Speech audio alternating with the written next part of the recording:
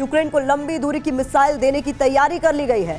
Biden प्रशासन में लंबी दूरी की मिसाइल देने पर विचार हो रहा है। तो यूक्रेन को और ज्यादा सैन्य मदद की बात इससे पहले हमने आपको बताई अमेरिका की तरफ से कही गई है। और इस बीच रूस की चिंता बढ़ाने वाली एक और खबर यह है कि लंबी दूरी की मिसाइलें यूक्रेन को दी जाएंगी। ये तैयारी अमेरिका की हो रही है। बाइडेन प्रशासन ने इसको लेकर विचार करना शुरू कर दिया है।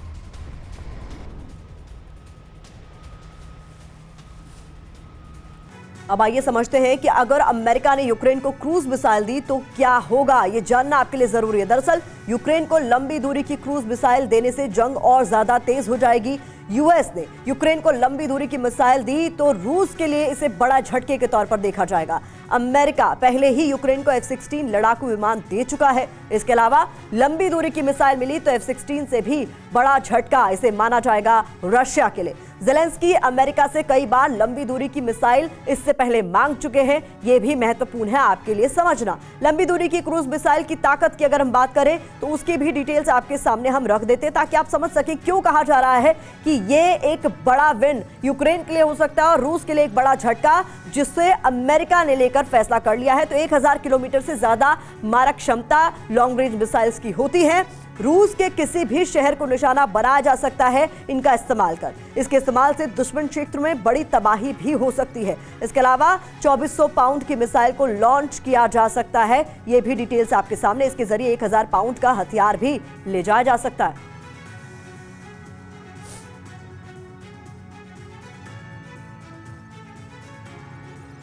और इस बीच एक और बड़ी खबर सामने आ रही है। कुर्स्क की ओर बढ़ते दिखे यूक्रेनी सेना का काफिला यहां नजर आया है। कुर्स्क की तरफ लगातार बढ़ता हुआ काफिला, बड़ी संख्या में यूक्रेनी टैंक जाते हुए यहां नजर आए हैं। ज़ेलेंस्की ने कुर्स्क के सुदजा पर कब्जे का दावा भी किया है। अब तक 74 गांव पर कब्जे का यूक्रेन की ओर से दावा किया गया है। कुर्स्क की सीमा पर यूक्रेनी सेना मजबूत नजर आ रही है फिलहाल।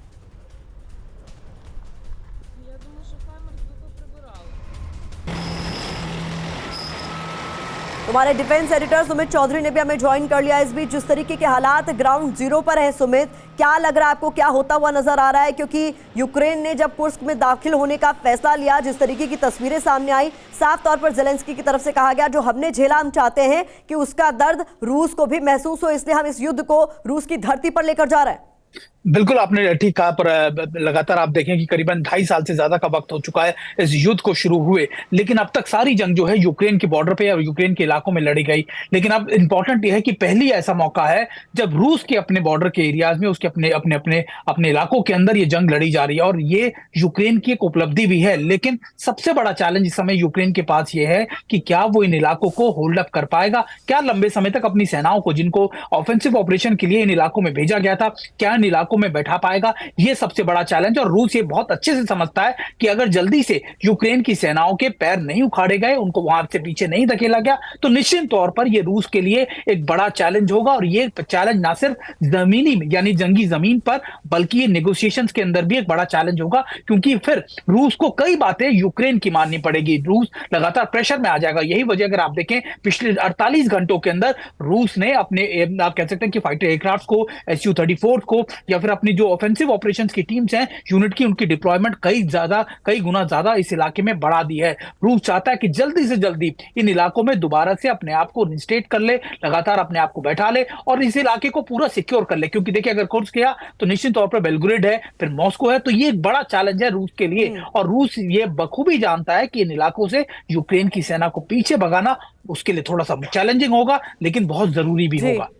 इंपॉर्टेंट पॉइंट आपकी तरफ से रखा गया। और इस बीच अचल मल्होत्रा जिस बात का जिक्र करते द्विवेदी सर, ये भी एक बहुत महत्वपूर्ण पॉइंट है कि यूक्रेन जिस तरीके से रूस की धरती पर इस पूरे युद्ध को लेकर गया है और जिस तरीके से लगातार इनकी सैनिक जो है एडवांस करने की कोशिश करते हुए नजर आ रहे हैं, एक तरीके से साइकोलॉजिकल विन की तरफ इसे माना जा रहा है कि एक तरीके से साइकोलॉजिकल विन है, क्योंकि आपने ये मैसेज दे दिया कि अब तक जो दंश हम झेल रहे थे उसका दर्द आपको भी हम महसूस करा सकते हैं अगर हम चाहे तो। हमारी फौज सक्षम है। इसमें जो हालात बने हुए यूक्रेन के अंदर, ये सबसे पहले तो है कि यूक्रेन का ये सबसे बड़ा आक्रमण हुआ है और इससे जो युद्ध के हालात हैं उनमें एक नया मोड़ आया है।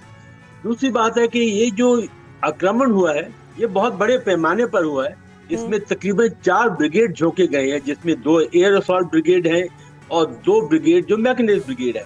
तो जब आप किसी भी आक्रमण में एक बढ़त हासिल कर लेते हैं तो उसका काउंटर करना बहुत मुश्किल हो जाता है। तो इस समय रशिया के सामने बहुत एक चैलेंज है, क्योंकि सबसे पहले तो जो एडवांस अभी जारी है और 1000 किलोमीटर का इलाका उन्होंने ले लिया।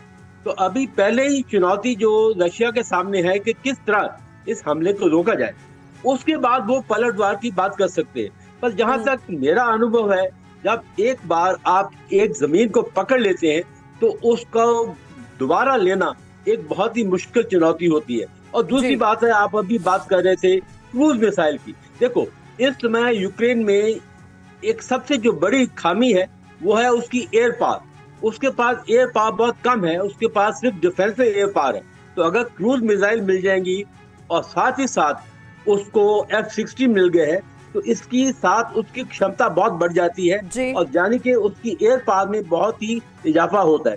तो इसलिए मैं सोचता हूँ कि इस समय रशिया जो बैकफुट पर है कुर्स्क के अंदर, और यूक्रेन की बढ़त बनी हुई है, और ये इसको वापस लेना रशिया के लिए एक बहुत बड़ी चुनौती होगी। मेरा ख्याल ये अभी मुमकिन नहीं होगा।